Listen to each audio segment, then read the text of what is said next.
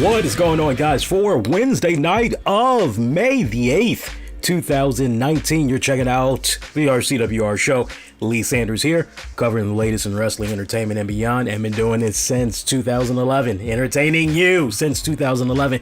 What's going on, my pretty babies? Now, for those of you that may be a little bit confused, we did put it out there on social media that until the NBA 2018 to 19 season is over, which is going to be wrapping up pretty soon, we got pretty much one more month of basketball to go as everything leads into the NBA Finals in June.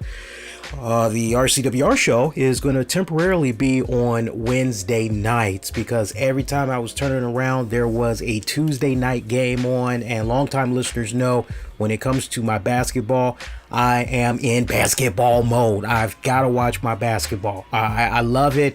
Like, I know some people, they've got their baseball, they've got their soccer, they've got their tennis, they got their golf or whatever, but my main top two, my go-to every single year, it's football and it's basketball. And it was so funny because I was talking to my girl the other day and she said to me, "Man, you watch so much sports." And I told her, I said, look, we actually have a decent amount of fans that legitimately care about some of the things I care about with regards to basketball. There are people that love checking out basketball. They want to know what I think about certain teams, how they're doing in the playoffs and everything, how the season's going for them respectfully. And there are legitimately those that love the talk of NFL because there's certain teams that they follow, and hey, it's just another part of that whole, all right, hey, let's give them something to talk about, right? So, not to mention, I love football and basketball. So for those of you that are a little bit curious and you just want like my bullet points as far as what do I think about the Golden State Warriors taking on the Houston Rockets series so far, I think in a nutshell, I believe that the Golden State Warriors overestimated the Houston Rockets. I think they just got real freaking complacent, and it shows. For the series to now be up at this time of the recording that we're doing for you all here with this show, the fact that the series is now tied 2 apiece, I mean, that just really signifies to me that Golden State Warriors really took the Houston Rockets for granted. Now, I still believe that the Houston Rockets, as hell of a strong fight that they're putting up right now against the Warriors, I still feel that Warriors are going to advance into the next round, but it should not be going on any longer than, honestly, I was expecting a knockout. I really was. I thought it was maybe gonna be over game 5. I really believe that it was going to be over by game 5, but now this is really looking as though it's going to be a best of 7 series. So, but now this is about Golden State Warriors coming back strong, getting back home court advantage, and wrapping this up, because the longer that they are out there, they really are not giving themselves enough time to catch up on rest and everything. And I tell you what, more rest that they can get in between while they're waiting on whoever's going to face them, the better, right? But I'm not trying to write off the Houston Rockets, don't get me wrong, people, and I love what James Harden has been doing. I mean, that guy has just been vicious. I mean, getting the whole poke to the eyes and all that by Draymond Green and all, and he's still going out there putting up plus 30 points and everything. I love what that man has been doing just this entire freaking season. I have, but I don't think just he alone is really going to be enough. Chris Paul, he has his moments, but you need a trifecta, a serious trifecta with those guys, and I don't really think they have that third wheel to them. You know, I think it would be better if they had kind of like what's kind of going on with Golden State Warriors before Kevin Durant had got over there and everything. Now, for those of you that may be wondering, well, what do I think about what's going on with the Boston Celtics and Kyrie Irving? Really have not been liking what I've been seeing. Now, look, when it's all said and done, I really feel as though this is it for Boston Celtics. I don't think it's going to get any better. I know Charles Barkley had said a couple of nights ago on Inside that he feels that Boston Celtics are not going to win another game. I don't know about all that. I really don't. But if you were to ask me straight up, Lee, do you think that this is it for the Boston Celtics? Do you see them advancing any further into the playoffs? I just do not see it happening. And Kyrie Irving, when it's all said and done, he brought this upon himself. He wanted out of Cleveland. He wanted to go out there kind of like Robin to Batman. Hey, I'm ready for the mantle. I'm ready for the responsibility. And you got Batman saying it's not quite time yet. We are doing such a really good job just teaming up, being the dynamic duo. Why you want to mess this up? Come on. It's okay. Let's just keep riding this out. No. I want to go out on my own. If you're not going to pass on the mantle to me, well then, hey, and if this isn't really a partnership, then I just need to go do my own thing. I'll go solo and I can show you I can do it just as good as you, if not better. So Kyrie Irving demands to get out of Cleveland. He demands the trade. He ends up in Boston. And this 2-year experiment with Boston, it's pretty much been a bust. I can honestly say he has been able to do only but so much. He wanted the star power and everything. He got it, but it's almost kind of similar to Allen Iverson with the 76ers. There was only but so much Allen Iverson could do. There was only but so much the man could do with regards to putting the entire team on his back and just, okay, ride with me. I'm going to take us there. And look, when it comes to the performance of Kyrie Irving, I know he kept saying, oh, well, just judge me when it comes to the postseason. Hey, I realize why I'm here with the Celtics and everything. And hey, look, I know what you guys are talking about with regards to the regular season, but look, I've got the playoff experience. And when it counts the most, playoffs, that's where I shine. Just get me and my team to the playoffs. I've been there before. Hey, watch me work when it comes to the playoffs. Well, what we've been seeing of him for a grand total of 7 playoff appearances, basically, with the latest, check this out, with the latest, worst 3-game stretch. Postseason, 2 games above 50%, ending 19 out of 62, and 4 out of 20 from the 3-point line. When you just look at the rest of his runs in the playoffs, he's been 6 for 17, 7 for 19, 4 for 13, 4 for 18, 8 out of 22, 7 out of 22, under 40% from the field. That's not impressive. That is not impressive. And like I said, with regards to this current playoff series that he's in here, 19 shots he's made out of 62, and he's made 4 out of 20 shots from the 3-point line. That you're not going to get anything done.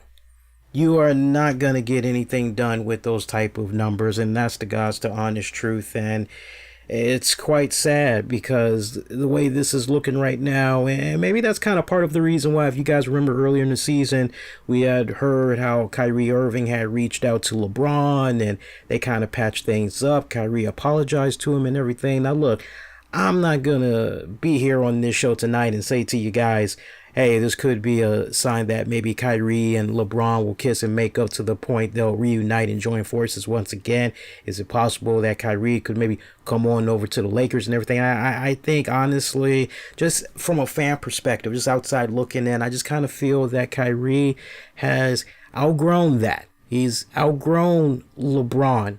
I still feel that he can contribute tremendously to whatever organization is able to get a hold of him, but he has to have a really good supporting bench, and add to that, it's got to be like a 1-2 punch, just like how John Stockton was to Karl Malone and vice versa. Pippen to Jordan, Kobe to Shaq. You got to have some type of chemistry like that. You just got to have it. And the next organization that is able to successfully do good business with Kyrie Irving, you got to have that. You got to have those pieces in place. And if you don't have that 1-2 punch of a guy that's already there or more, you got to at least have the draft picks to be able to go and get the help to complement Kyrie Irving, right? You can already have a bench that's there, but you got to at least have some draft picks. And if you don't have the bench, at least, then hopefully it's a situation where, yeah, you got the draft picks and you'll be able to work with those and try to build from there. But, Kyrie has to decide, okay, is this a situation where I want to go to a team where I'm trying to win right now? Or am I fully committed to, okay, we are in a slight rebuilding process where this organization respectfully is just 1, 2, maybe 3 players away from getting it all together and then being a serious contender in the playoffs, right? So, if you're Kyrie, I think Kyrie he's got a serious chip on his shoulder. He wants to prove that he's the man, that he can get it done. I don't really get that vibe that he is in okay, yes, I'm here for the long term. I'm here for 5 years or whatever. I mean, at most, I could maybe see something coming about where maybe he commits to some type of a 4-year deal with an option of a 5th year. I could see something like that, but I'm not seeing a guaranteed 5-year lock. I'm just not seeing that whatsoever. As far as what teams he could possibly come on over, boy, I tell you, if it's true that Durant could be going over to the 76ers, boy, I tell you what, Kevin Durant and Kyrie Irving, that would be a very interesting 1-2 punch. If the right, how everything is aligned perfectly, if everything could just get aligned just right, that would be a very interesting 1-2 punch. A very interesting 1-2 punch. But those are my thoughts on just some of the stuff that's been happening right now as far as series that really stand out to me the most. Nuggets, I love the Nuggets. I really believe Nuggets could truly go all the way. I've been damn impressed with the Nuggets. Toronto Raptors, I definitely have been impressed with them as well. But I don't know, man. There is something about those Nuggets. I'm really glad that we've been able to watch a lot more of the Denver Nuggets this season, because it's really nice to see what that club has been able to do. And that is a team that's going to be a force to reckon with for many years to come. Still somewhat of a young team, but man, really been impressed with what those kids have been able to do over there. Good stuff, man. Real good stuff. So, hey, I still have a little bit of jet lag from AwesomeCon. Would you believe it? Even though it was like a week ago, I'm still just, I'm telling you. And little lady has a birthday that's going to be coming up later this month. And I was telling her, I said, man, I just need a serious break. Like, I don't have to worry about interviewing people. I don't have to worry about recording anything. I can just kick back and just really recharge the batteries, eat some good food, just kick back and relax and pretty much go from there. So we're trying to get the gears in motion and thinking about what we're possibly going to be doing for her birthday weekend and everything. So I can't wait. Y'all may have noticed, if you've been following me on social media, since Raw and SmackDown has been on, kind of following up to what I said at the top of the show, when the playoffs are on, NBA playoffs that is, I don't mess around. It has my undivided attention. I have Raw and SmackDown on the DVR, and I usually check it out the following night. Now, I sadly did not get a chance to check out SmackDown for this week because I was tied up with NBA action, and I thought I had SmackDown recorded, but sadly SmackDown was not recording. I don't know what the hell was up with that, but all my other shows recorded. SmackDown did not record. So I got everything. Seems like it's fixed now. I did some testing. Seems like everything's in the clear now. So, I'm a little bit in the dark on SmackDown, so to speak. I could read the results. I don't want to do that because that's a disservice to you guys, right? But I can definitely talk about Raw and everything. And I saw some very interesting comments that was on social media that ties into the talk of Raw and everything. And we'll dive into that right now, which is, look, as we all know, WWE's main 2 flagship shows, Raw and SmackDown, they've been taking a serious hit in their viewership / ratings these past couple of weeks. And it's been rough. It has been rough, so much so that when you look at what had came about with Raw from this past Monday, the ratings for it, not that impressive. And shout out to Wrestling Inc. for getting the information together. The show is up. Now, good news, bad news. The good news is that the show is up 4% from last week's 2.158 million viewers. But the bad news, this past Monday's show is the second lowest viewership episode of Raw for 2019 and the third lowest audience for a non-holiday Raw episode in history. Last week's Raw drew the lowest non-holiday viewership in history besides the 2018 New Year's Eve and 2018 Christmas Eve taped episodes, which drew 1.968 million and 1.775 million viewers. Right? Okay, so this week's show, when you look at the first hour, it drew 2.468 million viewers. Last week's first hour drew 2.336 million. Okay, so you got a little bit of a gain that first hour, not too shabby. Second hour this week did 2.240 billion viewers. Last week's did 2.241 million. And the final hour of this week drew 2.024 million viewers.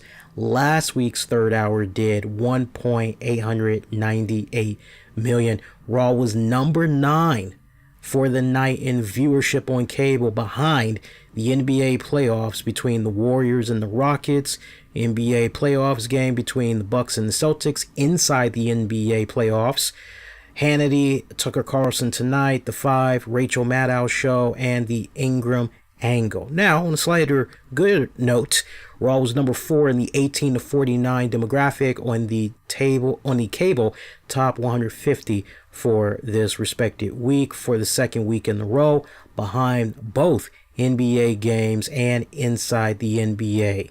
All right, so I mean, that's not really that bad, right? It is what it is. Now, you've heard me say repeatedly on this show over the years that it's all about quality rather than quantity. All right.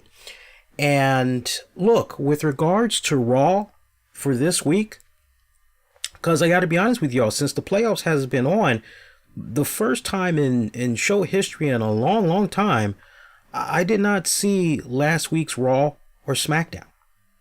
I was fresh off of Awesome Con and I just felt like I needed to decompress myself. I really didn't give myself a true opportunity to just no wrestling for a whole week. Just kick back, relax. And last week, that is practically what I did.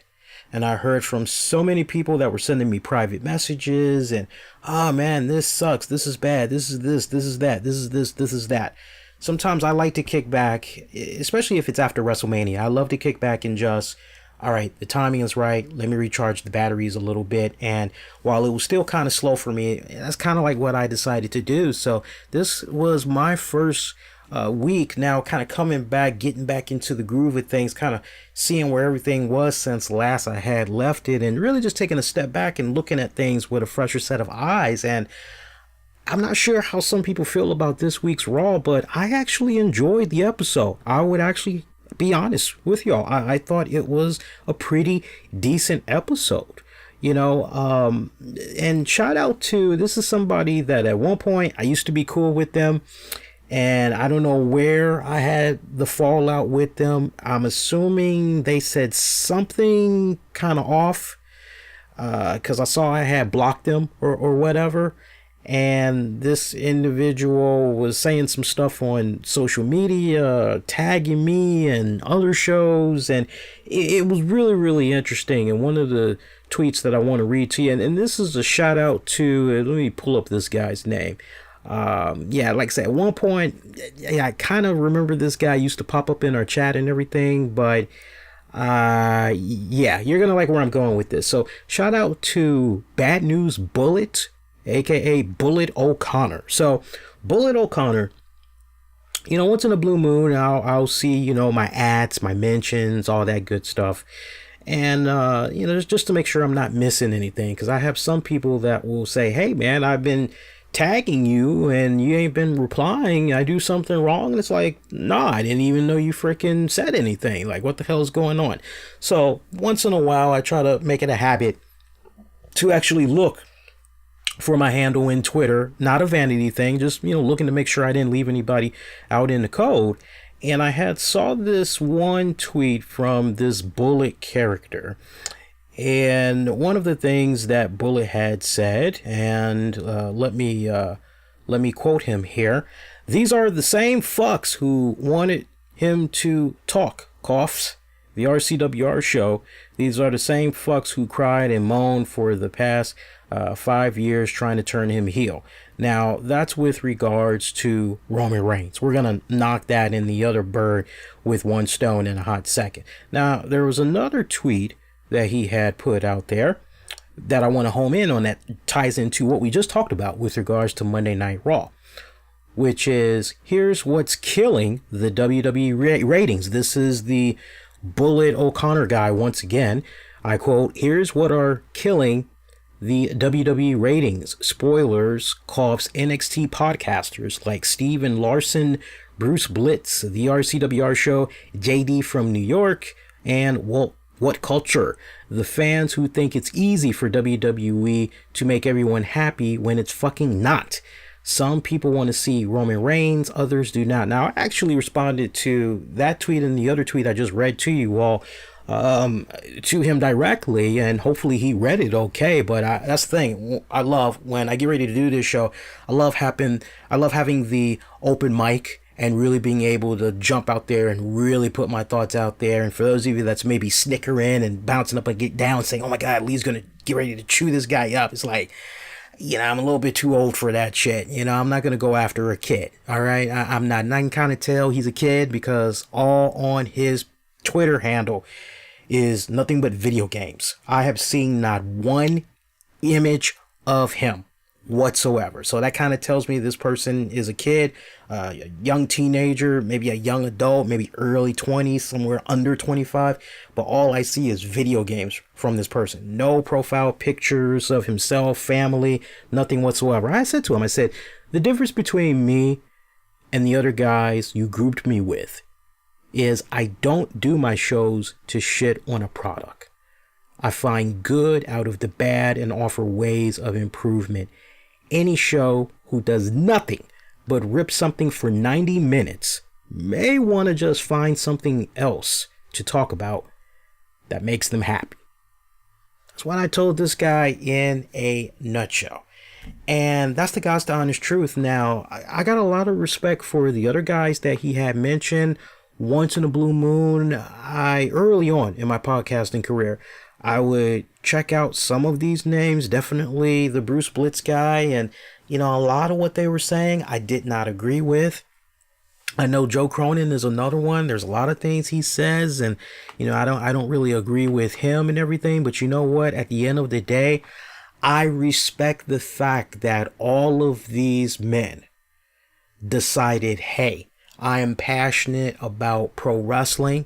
I feel that I have a voice. I feel that I have a great takeaway on everything that is happening with this particular product and that particular product. I feel that I can offer interesting color commentating, insight, thoughts. I feel that I am a extravagant personality and I can get a lot of attention, yada, yada, yada, yada, yada. God bless them for saying, hey, you know what? This is what I want to do. And I know the grind. I can't tell you how many times, especially after I get off work, I am like a passing ship with my woman. Oh, you getting ready to do the show? Yeah, I'm prepping right now. And she already knows when I say I'm prepping right now, that means don't really bother me. Because I got to do what I got to do. I got to get my mind ready. I got to get psyched up. I got to get pumped. I got to get excited. I got to find somehow that energy that I need to be able to do the show. So I want to try to bring it every single week. So yeah, let me be. And it's like passing ships. I'll come in from work. I'll already have myself some dinner. I'll make myself something. I'll have something on the stove for her. She comes in. I'm prepping. And as I'm getting ready to go into the studio to prep, she's getting ready to go to bed, right?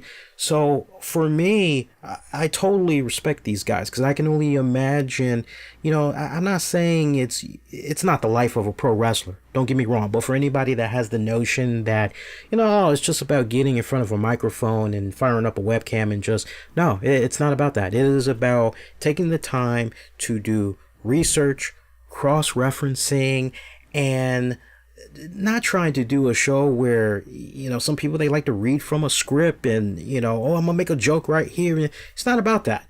It's not about that. When you're organic, when you're real, listeners will know and they will gravitate towards that because it's the personality that they are connecting to, right? And once they're connected to that personality, you just go, they're there for the ride, the good, the bad, the ugly, what have you. Okay.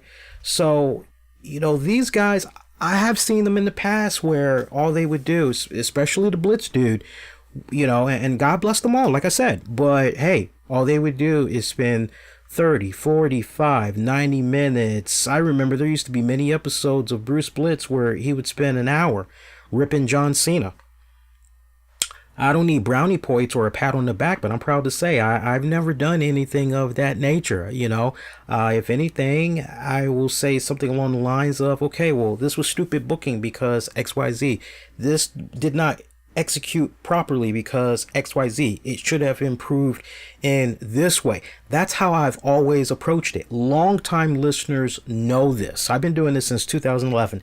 I got listeners that have been checking me out that long. I've got listeners that definitely have been checking me out longer than however long Bullet was checking me out, right? So, I looked at Raw this week and I actually liked it. And see, here's the other thing.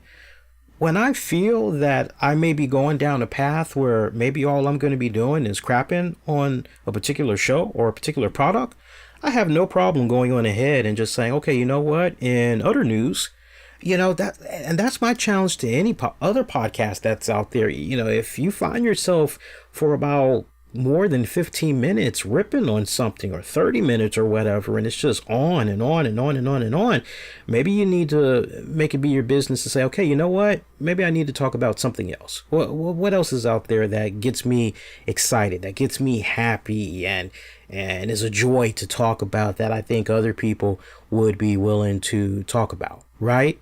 So Raw this week, even though it slipped in the ratings, so to speak, and it's given the title that it's given and all that, as far as second lowest or whatever the hell it is, third lowest, whatever the hell it is, I thought it was actually a good episode.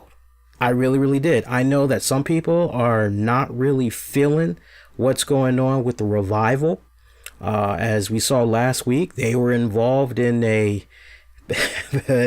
shower segment where one was shaving the other's back, and Usos were recording this, and they were snickering, making fun of it and all that. And first thing that clicked in my head was, well, wait a minute, I remember the Usos were on SmackDown a couple of weeks ago, or maybe about almost a month and a half to 2 months ago, and I forgot who they were feuding with, but I remember one of the Usos saying, hey, I'll wash your back just like I know you'll wash my back, or something to that effect. So for me to see the Revival in the shower and one was shaving the other's back, I'm thinking to myself, okay, well, that's a real good sign of a team that really, really is tight with each other. For them to be that comfortable with each other and help each other out like that, I would like to imagine that when it comes to, women in a shower together or whatever,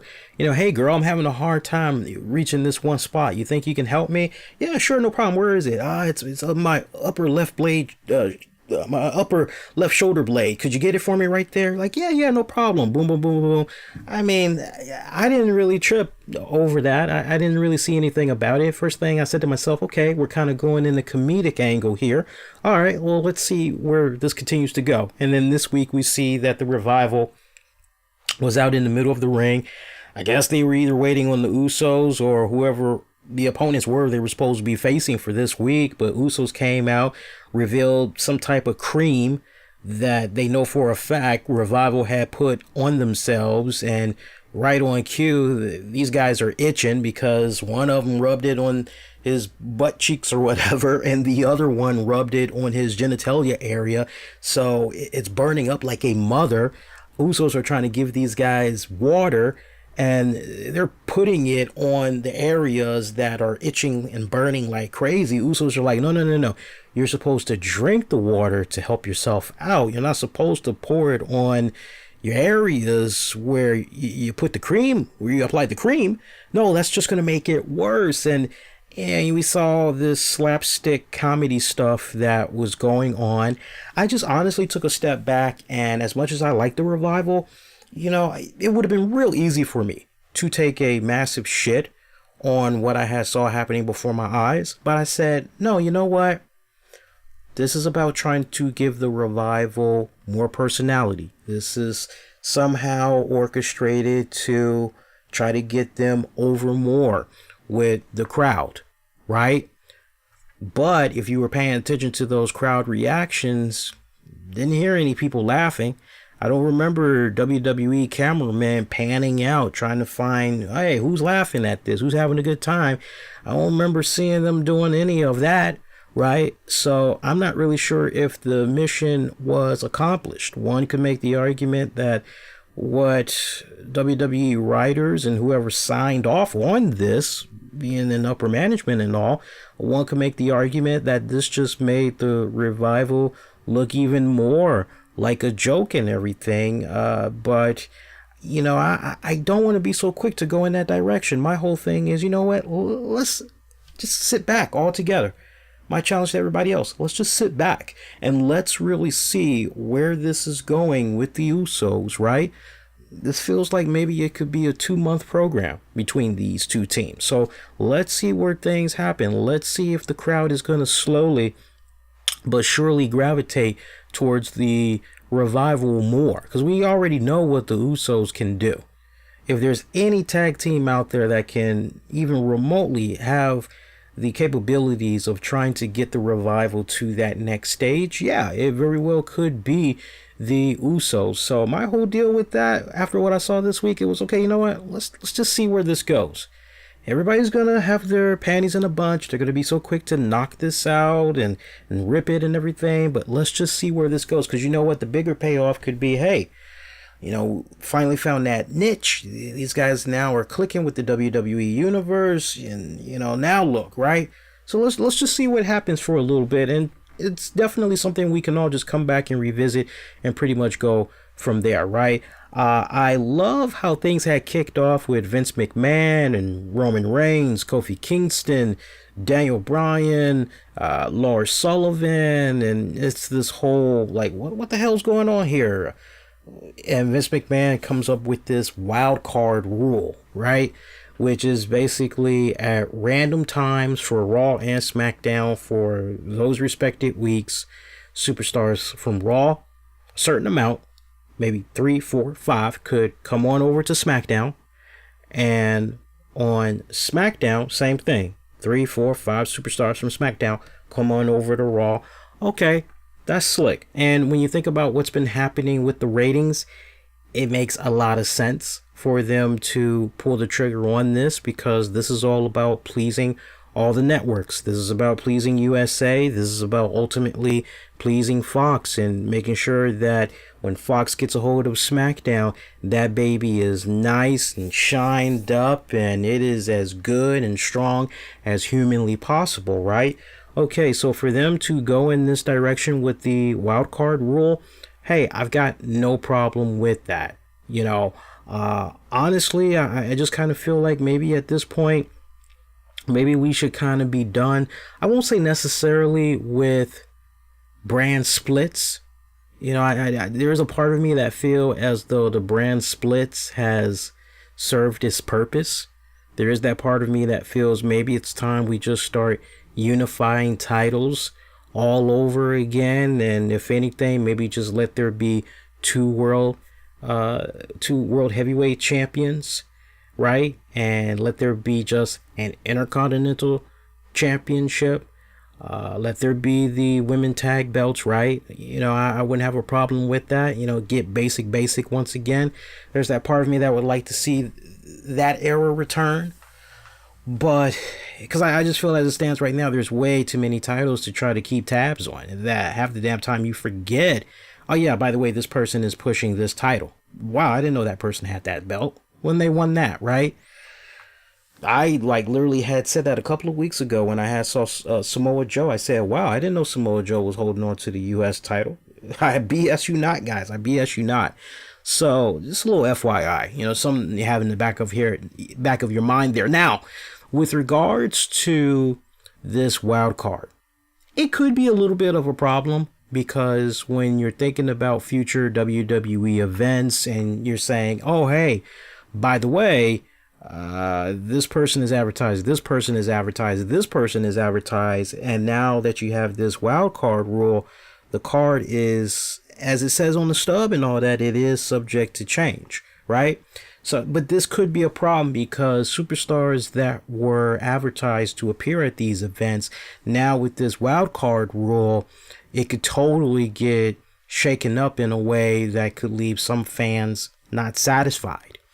So it's a very delicate situation. I'm not really sure how far along in advance WWE has really thought about this. It does kind of feel like a spur of the moment type of idea when it's all said and done. And for me, as soon as I had heard this and watched how it panned out on TV, okay, all right, you're trying to make up for what's happening with the ratings. Okay, cool. To the point, I'm sure many of you all, it's kind of hot in here. I am like so tempted to turn the air on, but I'm okay. If anything, I might take that hat off in a little bit, but that actually might help. I probably should take the hat off. I might do it in a little bit, but anyway. To the point, if you guys had noticed, normally on WWE's YouTube channel, they upload clips, highlights, matches from what's been happening during the course of Raw. They do it rather quickly. And now they've kind of taken a step back a bit, and now they're procrastinating a bit longer to upload the stuff to YouTube. And the reason why that they're doing this, they feel as though when it comes to their ratings are really being hurt, because they're just rushing everything out there to YouTube. And for that person that maybe as a casual viewer, I don't want to watch the full 3 hours, I'd rather just go on the YouTube channel, watch what I need to watch the highlights, I'll get the gist of what's happening, and that's pretty much it, right? So they kind of feel as though, well, maybe if we cut that back a little bit, that will maybe help out with the ratings, right?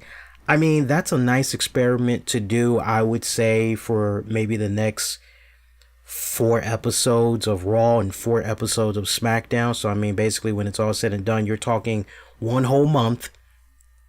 And actually, I would do 2 months just to be on the safe side. I would stretch it out to 2 months and just do a comparison. Okay, here it was, before we just rushed and uploaded to YouTube. Here's where the ratings were, and here's where we are now that we're scaling back a bit. And if there really isn't that much difference, then I say go on ahead and honestly keep it the way it was originally. I know a lot of fans, they're a bit bummed out at that, because they've come to appreciate and rely on WWE's YouTube channel when they aren't able to watch Raw in real time. I can't tell you how many people that I used to work with in the past and presently they're not able to watch Raw for whatever respected reasons. Maybe it's due to work, maybe it's due to other commitments, who knows, something that they're doing, or they just are out and about with friends, and they've relied so heavily on being able to check out WWE content via YouTube. That's very convenient, because when you really stop and think about this, and this is where I need for WWE to really grasp where technology and the way that people are going about getting their media goes. This is where I really need for WWE to continue to stay on top of its A game. They've done a really good job in embracing the digital content, I feel, right? The WWE Network, that is a fantastic model that they have going on. Yes, sure, Impact Wrestling was technically the first out of the major ones, but if you really want to be technical, actually WWN Live, and that's a whole different story, but another time. But you guys get the point that I'm making, right? But of the magnitude that WWE is doing it globally and everything, I mean, they are hitting a really nice home run, right? But you got to be smart with the way you're executing your media. because now more than ever, you've got households that are cutting the cable. I cannot even begin to tell you, I literally was on the phone with Verizon over the weekend. And because we were taking a look at the house bills, because we're trying to, part of the birthday weekend, we're finally going to announce the date of the wedding and where it's going to be and everything to our friends and family. And I'm excited for that. And one of the things that we were doing was, okay, well, where can we save some money so that the more money we can have to forward to the wedding, the better. And one of the things we looked at was the Verizon bill. And somehow our Verizon bill creeped up to like $265. Now, that's probably nothing compared to what some of you all may be paying, right? But we're like, wow, that's way too high. That's way too high, right? Got the Extreme TV HD package, 75 megabytes, is it? Or Mbps of internet stream, whatever the fuck you call it, right? So I'm like, okay, that's a bit too much. What can, let me see what I can do. So, long story short, I was paying for stuff that I no longer watched. I was paying for stuff I didn't even know I was being charged for. I'm like, nah, take that off. So I was able to get that down from 265 to 197. And I told him, I said, look, I love you guys. I love the internet service. I love the TV package and everything. I was like, but we need this under 200. We need this under 200, or, we're just going to say bye-bye. We're going to go with Hulu, or we're going to go with Sling TV. And that's a lot of what's happening now more than ever. And remember, guys, I work in marketing, and I can tell you, business is booming big time more than ever for people that are saying, you know what, I want to be done with the cable. I want to be done with the satellite. I want to just go on ahead, give me my Hulu, give me my Netflix, give me my Amazon Prime, give me my Crunchyroll, give me my YouTube Red and all that other shit. That's where everybody is flocking to now. So WWE, the answer isn't, I personally feel the answer isn't doing what you're kind of doing now. If the reports are true that this is what they're doing, for all we know, maybe it was just a delay just for the hell of it. But if the reports are true that they're doing this on purpose because they're trying to keep all eyes on the TV product as much as possible, that could really come back to hurt them, I personally feel, because unless you have a Verizon app or a DirecTV Now app or something of that nature, I don't really think your numbers are going to be going up. Not that much, not by that much. So I thought that was very interesting when I had heard that, and it was a most peculiar move, right? So, but that's my advice to WWE. Stretch it out for about a month, 2 months. That's enough time for you to collect whatever data that you need and then do the comparison and pretty much go from there. But going back to Raw, Kofi Kingston, Daniel Bryan, that was a phenomenal one-on-one main event match that they had for the WWE Championship.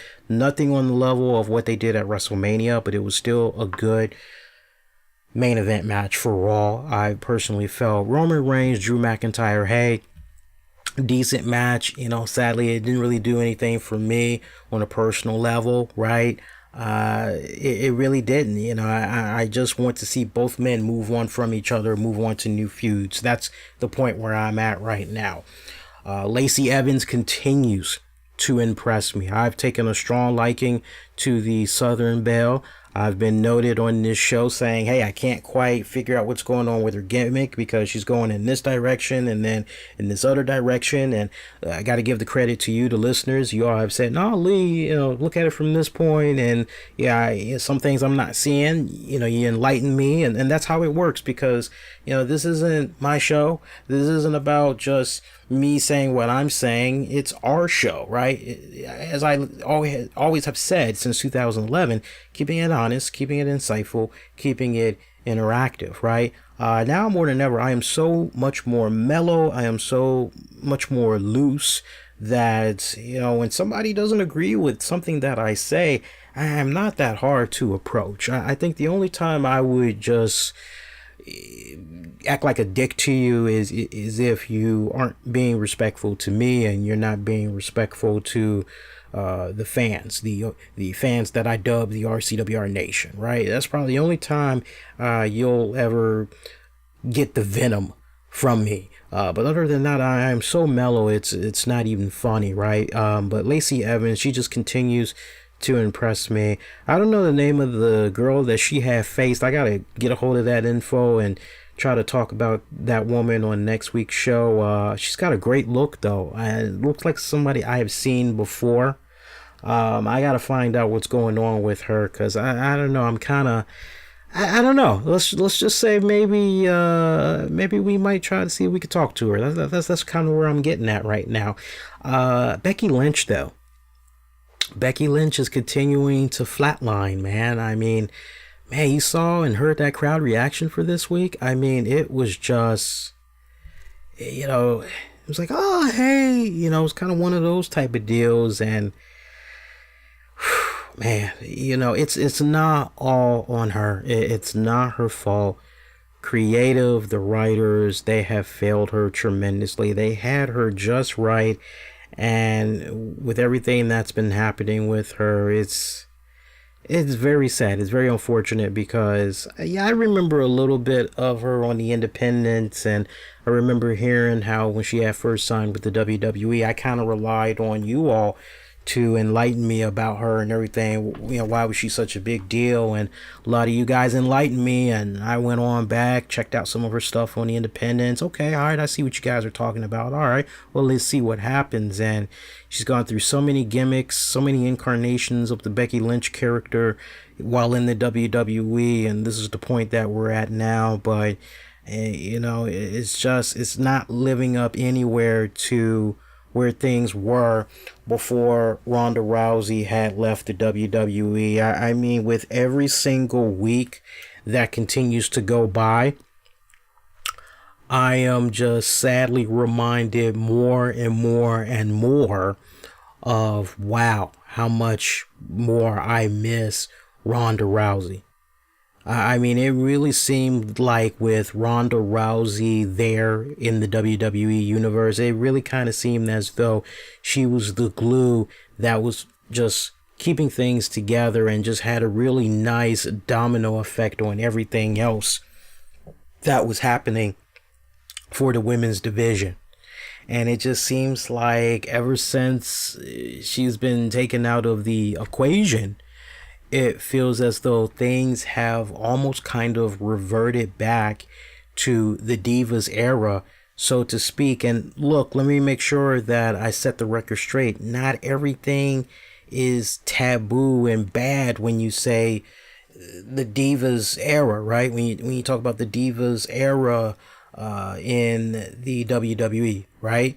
There's nothing wrong with that terminology, but a lot of us do remember that with regards to that Divas era division, it was mainly about pretty faces, not really hardly any talent whatsoever in the ring. It was more about the looks than what was going on in the ring. And take Ronda Rousey out of the equation, you've got Charlotte Flair kind of back stepping just a little bit, taking some steps back. You got the Iconics up there. You've got the Dana Brooks up there, right?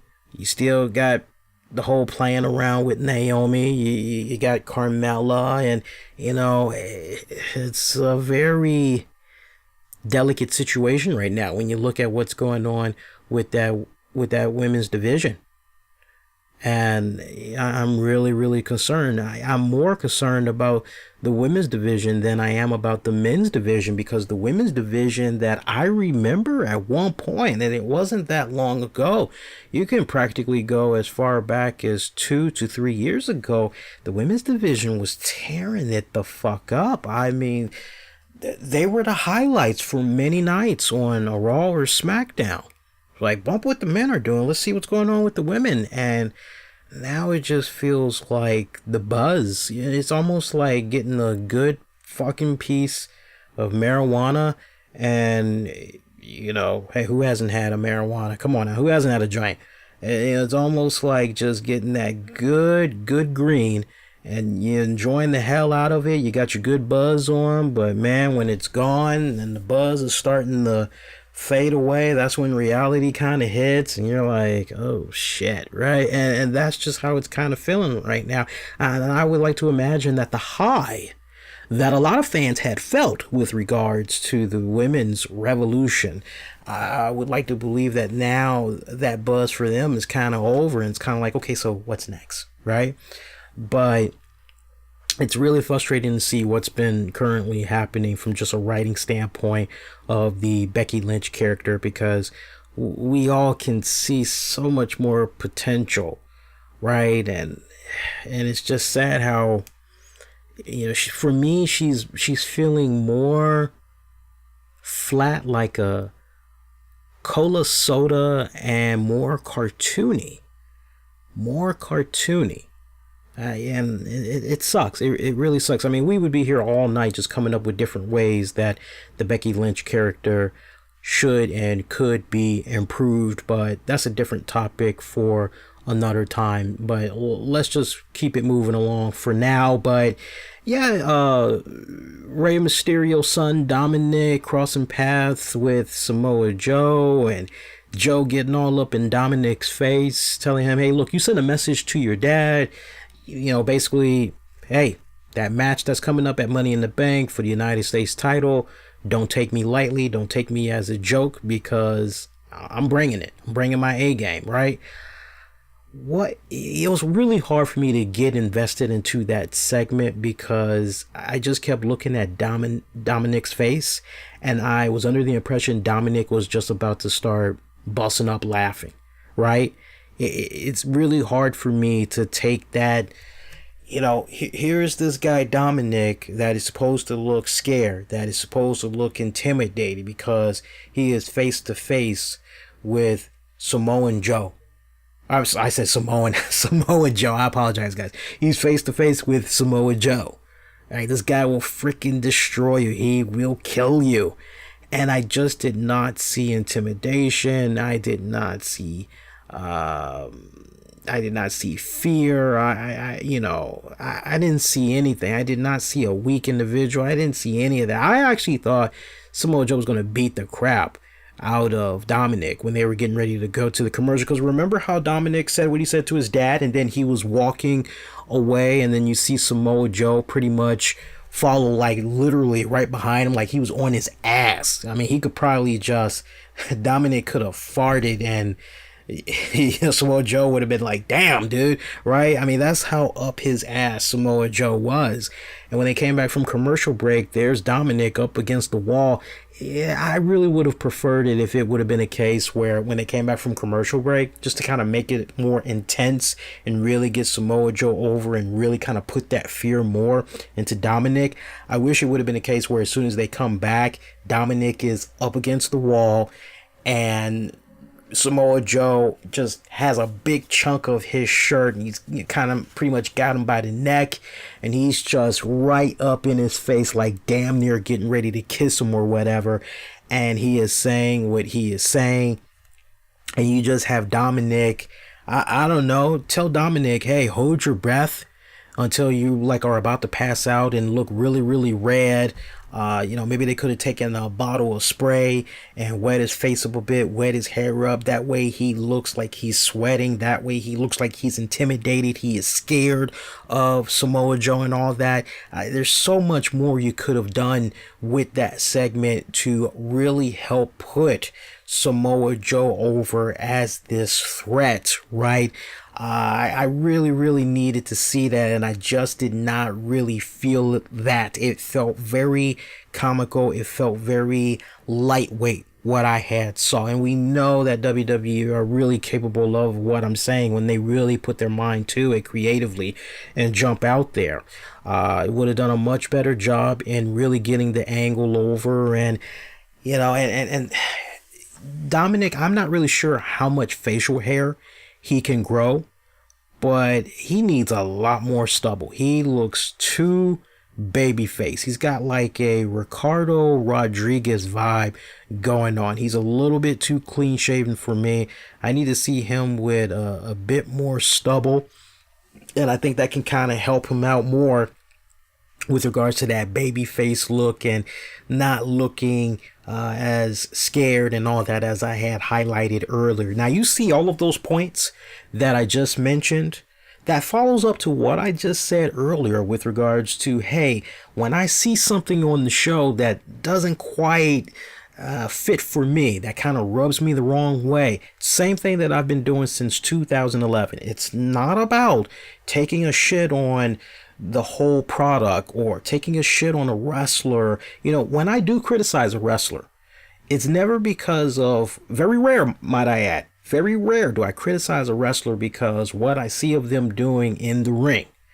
Usually it is the promos, the segments that they are involved in, how it's written, the rivalry program, all that. But I don't just stop there. I offer ways that it should and could be improved. And what I just laid out to you with regards to that Dominic and Samoa Joe segment is a perfect example of how I've been doing it since 2011, right? So that kind of goes back to that Connor Bullet Sky guy or what have you. And, you know, my whole thing to Bullet the Blue Sky or whatever is, dude, you know, I don't know where you and me had, you know, stopped seeing eye to eye and you feel the way that you feel. I tell you how it is. I'll tell you how it is, folks. Usually we'll get people once in a blue moon.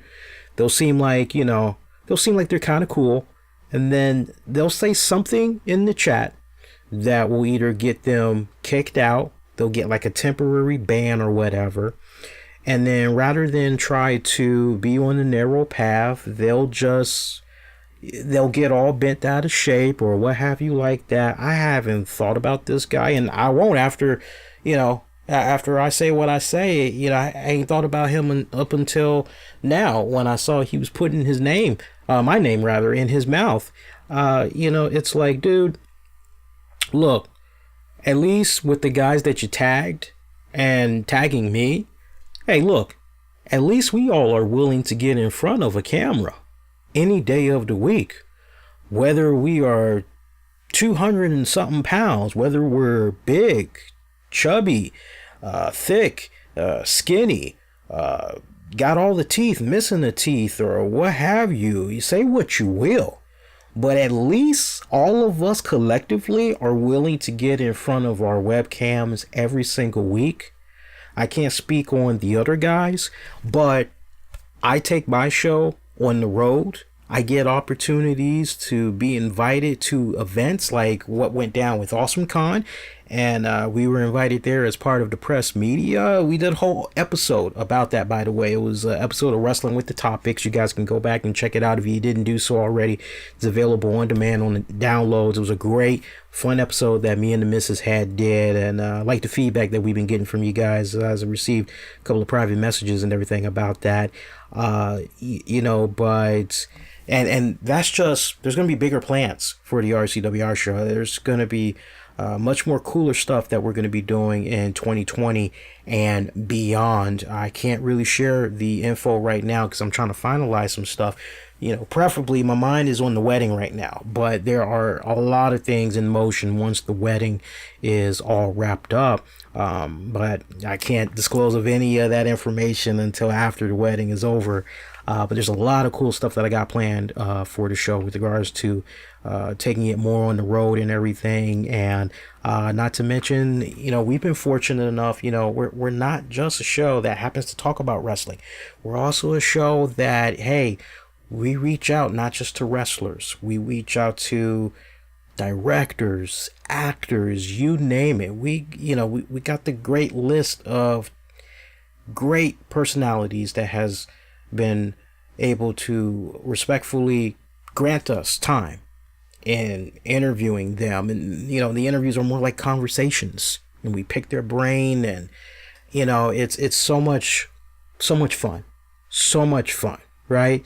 But it's like, at least we're willing to show our faces. It's like, I looked at this guy's Twitter profile, looked at his YouTube channel, nothing, not one thing. All he is doing is video game stuff, and hey, if you want to hide behind video games and you want to make your created wrestlers, and there's nothing wrong with that. But do me a favor. When you come out there and you want to take a crap and say, oh, here's what's killing the WWE ratings and all that other stuff, do me a favor. At least change your YouTube profile handle. I mean, come on, man. Listen to this. Number 1 rule: I don't do commentary due to medical conditions. Rule number 2: don't watch my streams if you expect me to do commentary. Rule number 3: don't watch my live streams if you are going to leave 2 seconds later. Rule number 4: do not bash Roman Reigns or John Cena. It's cool if you hate them, but do not mention them on here in a negative way. I'm sorry, that's very fucking strict. I'm sorry, that's kind of like, okay, so you got something negative to say about them? Oh, you're not welcome here. Let me read that again. Do not bash Roman Reigns or John Cena. It's cool if you hate them, but do not mention them on here in a negative way. Now, see, unlike this guy, we welcome one and all comments. How many times have I asked you guys, hey, what did you think about Raw this week? What did you think about SmackDown? What did you think about this pay-per-view? Sign off. Let me know. And you guys, oh, it fucking sucks. And I usually say, well, why did it make you feel that way? Don't just say it sucked. Why did it make you feel that way? Give us some examples. Why are you at this point that you're at right now? How did you get to this lonely state of mind? Right? I usually probe you guys, and I probe, and you guys give me that information. No one is censored. The only time we censor people is when we get trolls and when we get people that just honestly, they don't want to act right. Like, I'm pretty sure at one point this guy acted kind of whatever. It's safe to say he might have acted dickish at one point because he didn't agree with some of the points that I was saying, or maybe he didn't like the fact that I was taking shots at, whoever, right? But any long-time listener knows with regards to Roman Reigns, going back to that whole Roman Reigns point that he had made about, what was that about Roman Reigns, by the way? What was that? I can't even remember the line now. But my whole issue with Roman Reigns, I never was begging on this show or crying that WWE turned him heel.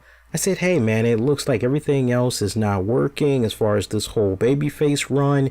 It feels as though the way that WWE was forcing him down fans' throat, they were trying to make him be the John Cena 2.0, and it was backfiring like a mother. I suggested, hey, you know what? Maybe you should go in the heel direction, right? Switch it up, see what happens. But I did point out, hey, you make him heel, that's going to hurt the merchandise sales. You make him heel, that's going to hurt his Make-A-Wishes, right? If you're going to pull that trigger, you got to make sure that you got a top babyface that can slide in his place and will be all right. But, the more and more that I personally thought about it, it makes sense to just leave him as a face. Let him ride it out. Just let him ride it out. And I never took a shit on Roman Reigns matches. I've always said with regards to Roman Reigns and his matches, he usually will give you a 3.5 to a 4-star match. Once in a blue moon, I will see maybe a 4.5. I've yet to see a 5-star match from Roman Reigns, but typically I see a 4-star match and a 3.5-star match from him. And there's nothing wrong with that. I've always given him praise. I've always said, like him, hate him. That guy is going to be a force to reckon with. He's going to be a multi-time champion for many years to come. I said on this very show, and you can go look it up in the archives, I'm sure I titled it the night Roman Reigns finally won the fans over or something like that, when he announced that his leukemia had returned. Sadly, that was the night that the entire wrestling community that was the night that the entire wrestling community embraced Roman Reigns. The night that he announced he had leukemia was the night that he finally won the fans over. You know why? Because he was being real. There was no script, maybe bullet points, but there was no script verbatim and all that other garbage verbiage. It was just him in a sincere, honest moment at his core. And I said to you guys, hey, if Roman Reigns is able to beat this and everything, and he comes back, knock on wood, WWE has to capitalize on it. This is how you rebuild the man from that point going forward. And, you know, it's still early right now. The man just came back. I'm not expecting world title pushes left and right and all that other shit. I'm expecting him to be on the road with the guys for some months and, you know, see how everything goes, get him back out there slowly but surely, get him really back in there, making sure everything is okay with him. And then, you know what? Hey, if everything's all right, everything seems aligned. What did I say on the show a couple of weeks ago? I said, hey, let's see what happens with the SmackDown viewership, right? Let's see what happens with the SmackDown viewership going into SummerSlam and everything. Let's see where everything is. If Kofi Kingston continues to do well, SmackDown. Okay, so they're going to be paying attention to the gates. They are. Now, some people have this whole notion, well, you can't pin how a show does at the gates. You can't pin all of that on one person. Actually, you kind of can, because what you're looking at is, come on, you're telling me all those times that Bruno Sammartino was the champion back in the day and he was selling out Madison Square Garden? You're going to try to tell me that, no, that wasn't because of Bruno Sammartino? No. Don't hit me up with that. It ain't no different than, okay, hey, Metallica's in town, sold out. Axl Rose is in town, sold out, right? Hootie and the Blowfish, I don't know about that. Tears for Fears, what, in 2019? Yeah, that's not going to get sold out. No. Come on, their time's over and done with. No. Duran, yeah, they'll probably get sold out, right? So, my point, yeah, you can kind of, okay, how we doing with the gates? Okay, how was it when Daniel Bryan was champion? How was it when AJ Styles was champion? Okay, how was it when Randy Orton was champion? Okay, how was it when Kofi Kingston was champion? They're going to be able to do that comparison. They're going to look at everything. They're going to look at what's happening at the gates. They're going to be able to look at the TV viewership, the quarterly reports. They're going to be able to look at everything. And if Kofi can just maintain, you know, a minimum balance of, I would say, maybe a 5% downside just across everything that I just mentioned. If it's down by just about 5%, I think that can definitely have him hold on to the title much longer past SummerSlam. But if it goes any further down than 5% leading up into SummerSlam, put it to you this way. It's very well possible that if there's serious decline across all the boards, that Roman Reigns could be made the champion a lot sooner rather than later.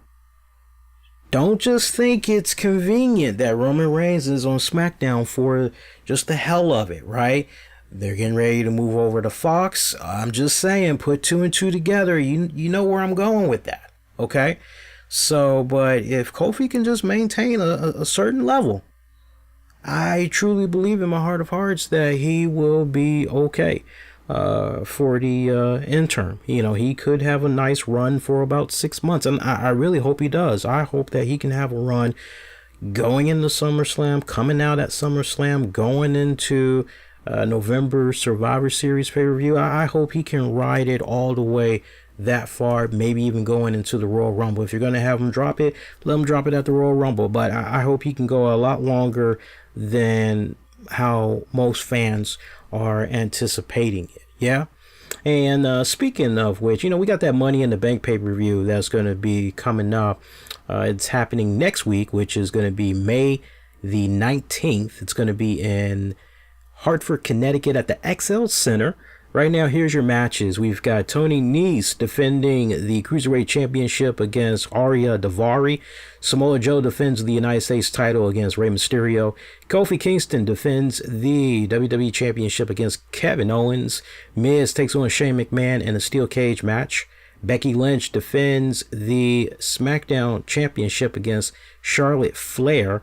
Becky Lynch has double duty that night, as later on in the night she'll be defending the Raw Women's title against Lacey Evans.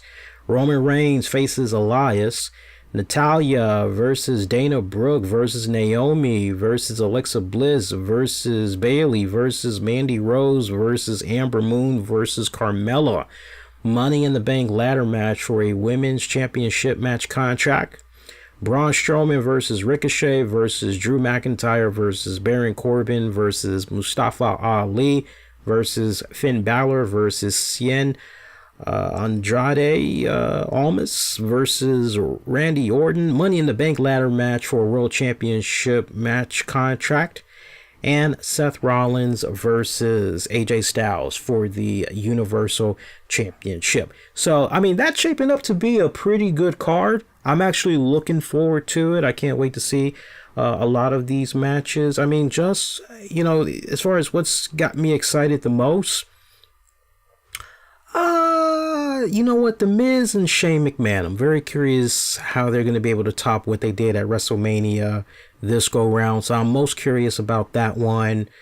Kevin Owens, Kofi Kingston, I think they're going to tear it up. I really do. Legitimately do. Seth Rollins, AJ Styles, they're going to have a classic, I personally feel.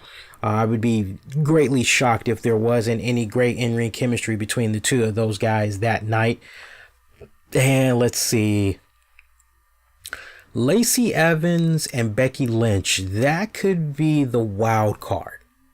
Yeah, that's going to be a very, very interesting one right there. That one I'm a little bit on the fence about, but I like how the card is shaping up. Definitely maybe the show stealer of the night.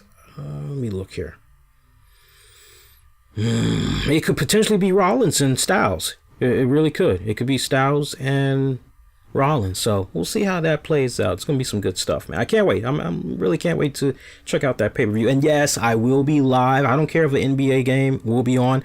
I will be live when Money in the Bank wraps up. I'll be watching it right along with you guys, interacting and all of that good stuff. All right. So other than that, hey, I want to take this time out and I want to give a shout out to our Patreon members, because without their kind contributions, content like what you're checking out right now would not be free. You know, it may not be that much what they contribute to some, but it really does help us miles and miles. I love just letting that Patreon just kick on back, grow and grow and grow. And I'm telling you, show expenses like app, website, and just all that equipment, all that stuff adds up, takes money. And man, I tell you, it's really awesome having a growing Patreon family, man. You want to support us, check us out on patreon.com/RCWR Show for just $5 a month. You can check out bonus audio and video content, half of which you're not going to be able to find anywhere else, as it's Patreon exclusive only content. Speaking of which, this week, now that I've kind of shaken to a degree the jet lag of AwesomeCon, I'm actually going to be kicking back and I'm finally going to be uploading. I got like 2 things I'm going to be uploading. I'm going to upload a exclusive unboxing for our Patreon members. Kind of picks up right where we left off with reviewing April's Pro Wrestling Crate Gone But Not Forgotten theme. It's outside of that. It's some really nice, cool goodies that you guys will definitely fuck with. And then the other thing that I'm going to be uploading for our Patreon members, and, you know, maybe during the weekend, we'll let everybody be able to see it. But our Patreon members will have first dibs for the AwesomeCon Batman footage that we were able to tape of the Batman Museum. Oh my God. Great stuff, man. Great stuff. But shout out to our Patreon members, Michael Wolf, John Davis, Sean Kenter, Anthony Missionary Thomas of Wrestling Soup, and Joe Raymond Jr. More info, check out patreon.com/RCWR RCWR Show. Much love. So we got a little bit of showtime left here. We're about an hour, 14 minutes into the show. I kind of want to do like a 90-minute show, roll in, roll out, and pretty much that's it. But do have a couple of little wrestling news tidbits I want to bring to you all's attention. So I am aware, to those of you that may be curious, yes, I am aware of the Viceland series that's out there. What is it? Dark Side of the Ring or something like that. I don't want to give you guys the wrong information. Let me actually type it in. Yeah, I did say it right. Dark Side of the Ring. I am aware of the episodes that they had put out there. I am aware of the Lars Von Erich, Bruiser Brody, Gino Hernandez. I am aware of those. And it's funny because I remember hearing about the Bruiser Brody one, and I'm kind of like, I know what the hell. But I remember recently I was listening to an episode of Jim Cornette, and I believe he was talking to one of the executive producers of the series, Dark Side of the Ring. And I'm going, okay, you know what? Just his interview with Jim, I'm like, okay, all right, you know what? Let me go ahead. Let me see what I can do. Let me check this out. The NBA playoffs and work has been sidelining me, but I did manage over the weekend to remember to look for Viceland, and I do get Viceland. I'm very happy I get Viceland. I thought I was going to have to pay extra for it, but I have access to it. So I did record the Von Erich episode, the Bruiser Brody episode. I believe I already have the Gino Hernandez episode recorded, or maybe it's getting ready. I think that might be the newest one that's getting ready to drop, I think this Wednesday, or later tonight, if I'm not mistaken. So I will be checking those out, and I will be reviewing those individually. And the plan right now is to review them for Patreon. And, maybe a couple of days later, I will go ahead and we'll release it to YouTube. But it's all about really kind of giving back to our Patreon members first, because I really do appreciate those guys. Trying to make sure I show the love and put more content up there for them. So, but yes, to those of you that are curious, I do have them. I will greatly talk about these at great length, each standalone episode in the coming days. So do have a little bit of patience with me, and I will definitely roll that out for you guys. Got some more interesting little wrestling news tidbits for you guys. So you Impact Wrestling fans, we haven't talked about Impact Wrestling in a couple of weeks now. And I tell you what, once the NBA playoffs is over, I look forward to talking about Impact Wrestling on a more regular basis. What's been a sideline for me, sadly, is that the only way I can watch Impact Wrestling at this point is to watch it on Twitch when it airs live, and to just stay designated to that and have to sit through 2 hours and see bad moments, silly moments that I don't particularly care for. It's like, right? So I do miss talking about Impact Wrestling. I do miss doing the episodes of Impact Showdown for you guys. So trying to figure out how we're going to go about that. So you guys just got to continue to bear with me there. But I know it's kind of rare these days we talk about Impact Wrestling, but I do have some fun Impact Wrestling news for you all. There is a new thing with regards to the subscription for the Global Wrestling Network. Okay, so check this out. Impact Wrestling has introduced Impact Wrestling Plus. Now, this is for subscribers to the Global Wrestling Network. If you're currently a subscriber, you're going to have your subscription updated. And new subscribers can get their first month free as part of a free trial. So there's going to be live premium content that you're going to be able to check out. Network specials. You're going to access over 3,000 plus hours of Impact Wrestling footage, like practically the entire Impact Wrestling library. Okay, you're going to be able to check out original series, documentaries, events from international partners, historical content from old territories. You're going to be able to check out monthly special live events. You know how sometimes Impact Wrestling will just randomly do an event, wherever, you'll be able to get access to those. So that's pretty good. I actually might sign up for this month trial and check out a lot of this content. They've got me most curious. So I think I'll check it out, and I'll definitely let you guys know how it is. I've been a little bit on the fence about checking them out, but for me, it's been about when I felt that the timing was right to finally check them out, and when I felt they got all the kinks out the way and everything. And they've been doing this Global Wrestling Network thing for a good minute now, a couple of years now. Kind of feel as though, okay, all right, let's give them an opportunity. Let's see where they are right now. Okay. Hey, you guys hear about Lio Rush? I got to give a shout out to Sean Ross Sapp of Fightful.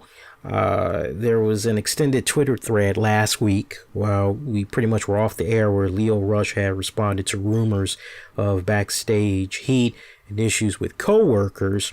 And over the past week, there were several stories that had emerged detailing Rush's reputation backstage.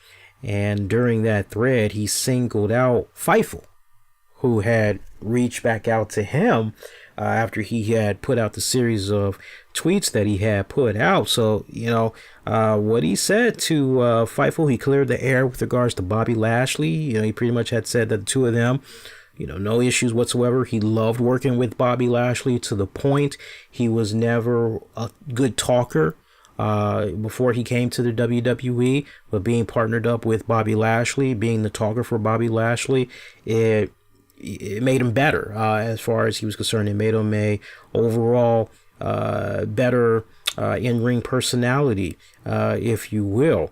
And, one thing that he had highlighted when he was talking about this was the fact that his issue was that he hasn't been on meet and greets with Bobby.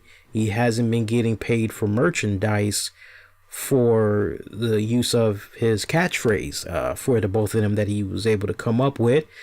He's been sent to live shows and TVs and forced to pay for his own rental for 5 days, as well as hotel, while not making enough money to do so. And as far as he's concerned, he's walking around broke while he has 2 kids and a wife to support. And there was a story, if you all remember, from PW Insider that had been published stating Rush had refused to pay his dues, so to speak, by providing water to veterans on the European tour, as this is the case for many main roster rookies. And he did address that. He said, and I quote, "It's not about race, and it has never been, but public perception is important to me. And when we have fans that travel all over the globe and watch us get off buses and into hotels, the look of a black kid carrying waters in bags for other wrestlers is just not a good look, especially when I'm trying to portray myself as a superstar." Of course, there was another rumor that had said there was a situation as far as heat on Rush that had involved Finn Balor. Several sources have stated that Balor let Lio Rush know that Vince McMahon and other management would probably look down on Leo's wife, who is sitting in at many of the rehearsals. Rush would deny the story, and he put the blame on someone else, saying, and I quote, "Me and Finn are cool, and my wife has never been an issue." All right, so he thinks there is someone who works for WWE who has hated me since the day I've worked for ROH, and now that they work for WWE, they're leaking false information to get me released. At a certain point, I have to defend myself, so that's what I decided to do. We're all human, and we're all grown-ass adults. The kind of shit flies backstage is ridiculous, and I'm surprised more people aren't speaking up. So, very interesting. And I got to read this last part to you guys, because I thought this was the most critical. Lio had talked about disappointment with how wrestling media covered the story. He opened up about that in the way that he'd like to see things handled, saying, and I quote, "These sheets should spread positive messages to the world, but they only want to spread false negative reports to damage someone else's career. Thank you for reaching out to me. And I appreciate you for doing that. I honestly do. I've never been about the bullshit or politics or anything else rather than showing up to work, doing my job, and providing for my family. I grew up in the worst parts of DC, and certain things that I was taught will always stick with me and why I've gotten to where I am in life. I realize that people will talk regardless of how much positivity you try and push out into the world. And you guys got to know, like, when you got these WWE superstars that are under contract, as Lio Rush is still under contract to the WWE, being able to do interviews on podcasts, being able to talk to wrestling news websites, things of that nature, these WWE superstars, they have to go get permission. They've got to go get permission from, WWE public relations and all that to be able to do these interviews. And they've got to decide, okay, yeah, this is good. This is safe. You'll be in good hands. No problem. They got to basically get a permission slip when it's all said and done. So the fact that, when I read this, I'm sure there's probably a few people, okay, is this a rib? Is this a joke? What the fuck is going on? This is where I got to use my expertise and all that. For some that may feel this is a work and this is just Lio Rush really trying to get himself out there, I'm not legitimately picking up that vibe. I'm not.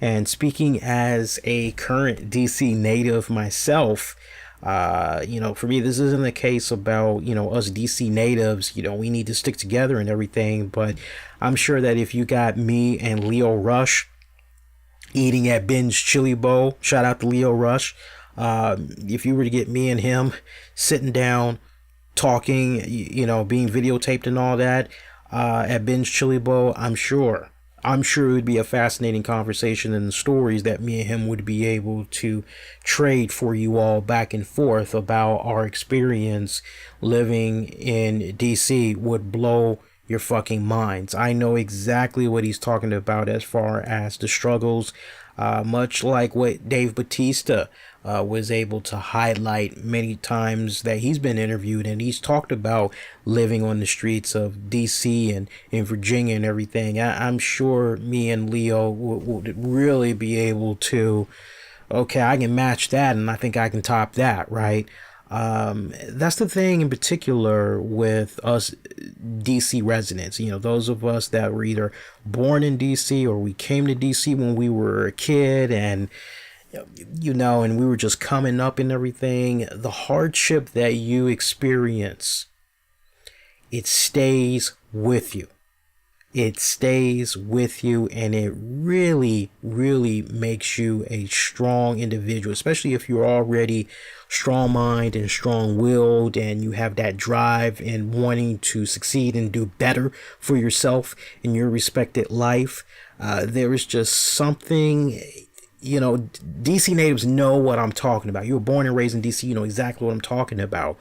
And when you get to that point of, okay, here's where I am, as far as the tolerance for bullshit, politics, and all of that other just bullshit, it's like, nah, I'm not having any of that. I'm not having any of that. You don't know who you're dealing with. I'm not having any of that. Fuck that. I'm going to go do whatever I need to do to make myself happy. Like, fuck that. And so I do not doubt for 1 second any of the things that Lio Rush is saying. I do take a little bit, and I commend him. I commend him for putting it out there. WWE, they try to give him a new deal, and as far as he was concerned, the money wasn't quite adding up to what he was seeking, and it's a little bit at a stalemate right now, and who knows, maybe he wants out, who knows. But I don't doubt any of the things that he's showcasing. I don't doubt any of the things that was spotlighted with this interview with Fightful. And great job in connecting all of the dots and everything. If anything, I wish there was one question that Sean should have asked, and I would have asked, which is, hey, obviously WWE is going to find out about this. It's going to get back to them. If they were to get a hold of this, fire you tomorrow or fire you next week, release you or whatever. Are you cool with that? What do you say to your fans? I really wish that Sean would have asked that question, and pretty much we get Lio officially on record, hey, whatever it is, what it is, what have you. I really wish he could have followed up with that question. But if there's any issue, and God bless Lio, if Leo's at that point where, hey man, I'm kind of like ready to move on and do other things. I don't really like the way this company is operating. Some of their practices is just wrong, especially when it comes to royalties and hotel expenses and travel. I'm not really feeling how they're doing me. What the hell? All right, I understand that gripe. I legitimately do. Now, the one area where I do have a bone to pick with him on, this whole thing about, hey, perception and, I'm supposed to be a superstar, and here I am. I'm getting, waters and carrying people's luggage and all this other shit. You know what? I'll take it. And for me, it ain't about race. It is not about race. You put me in a position where I can sponge off of Bray Wyatt, Curtis Axel, Bo Dallas, Randy Orton, Kofi Kingston, Big E, Charlotte Flair. You put me in a position where I can interact with all of those guys. Roman Reigns, Samoa Joe, AJ Styles, Eric Young, Sami Zayn, Kevin Owens. Put me in a position where I'm pretty much supposed to be under the learning tree, and I'm carrying their bags, I'm getting them food, I'm driving them around, and I'm listening. I'm trying to be a sponge and absorb any and everything I can get about the business from them. Yeah, fucking sign me up. I'll do it. You know what? If it's part of paying the dues, okay. If that's what it's about, paying the dues, all right, fine.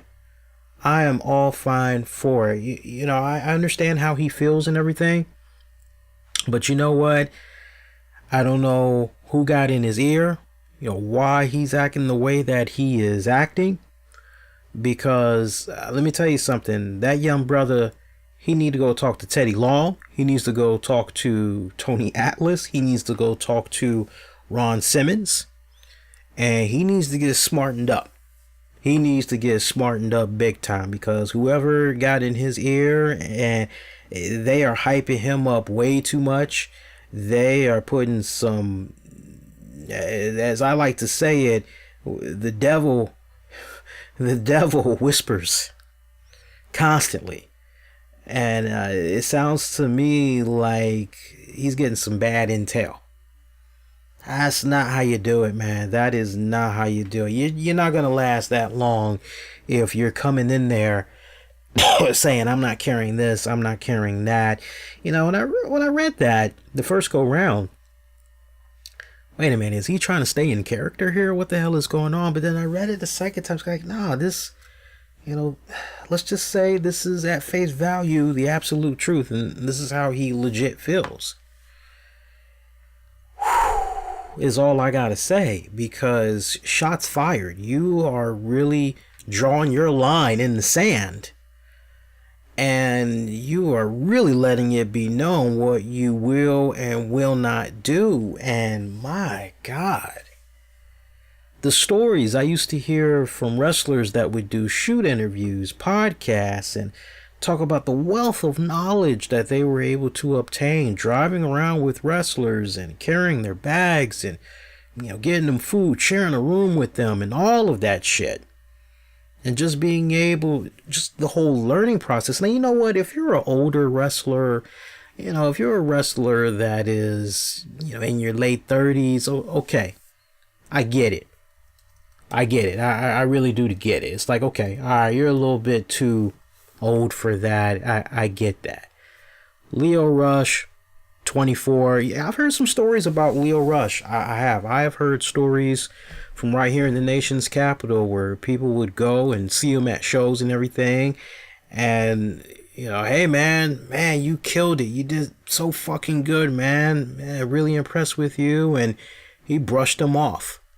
Okay, all right, the lights is off now, the cameras are away. You can now just be yourself. You can just be you. You can be Lionel Green. That's his real name, by the way. You could be Lionel Green now. Just be you. And he just blows them off, treats them like shit. That's the impression that he left with them. I'm only telling you how they made him, how they, am I saying it right? I'm only telling you how he made them feel, right? So, wow, is all I have to say. And it's been kind of consistent all of these years leading up to now. So, this is very, very interesting what's going on with him. But my God, to say I don't want to carry bags and all the perception and blah this and blah that, it's like, you know what, dude, I can understand it if you had won the Intercontinental Championship just 2 months ago and now here you are carrying bags and all this other fucking shit. But it's like, dude, you're 24 years of age. 24, you've got a long ways to go before you fucking scratch the surface of your wrestling career. I mean, when it's all said and done, this guy's been on the independents since 2014. So he probably started training and all that other shit. He probably started a little late, you know, maybe in 2013 or whatever. So I get the whole, okay, I kind of feel like I'm a veteran from this standpoint and everything. And to his credit, he's done pretty damn good for himself. He's done pretty damn good for himself. You know, I briefly remember seeing some of his stints in CZW and ROH. ROH is where I really was able to see him on a weekly basis, and I was damn impressed with the dude. Damn fucking impressed with the dude. But, you know, from one brother to another, you shouldn't look at something like that as a slap in the face, as some type of a form of disservice, as degrading, as demeaning. I think it's only degrading and demeaning if first and foremost you are not being treated with respect. You know, that respect starts with treating you as a man, right? You know, if you are supposed to be driving me around, if you are supposed to be getting us food, if you're supposed to be getting us a room and everything, like, I'm going to make sure you're okay. I'm going to make sure you're cool. I'm going to be like, hey, man, what are you thinking for lunch? What are you thinking about eating? You up for a cheeseburger? You up for fries? Well, why don't we do this then? Oh, hey, man, we need more gas, or hey, man, we need this, we need that. It's about paying your dues. It's about rubbing elbows with some of the best minds that's out there.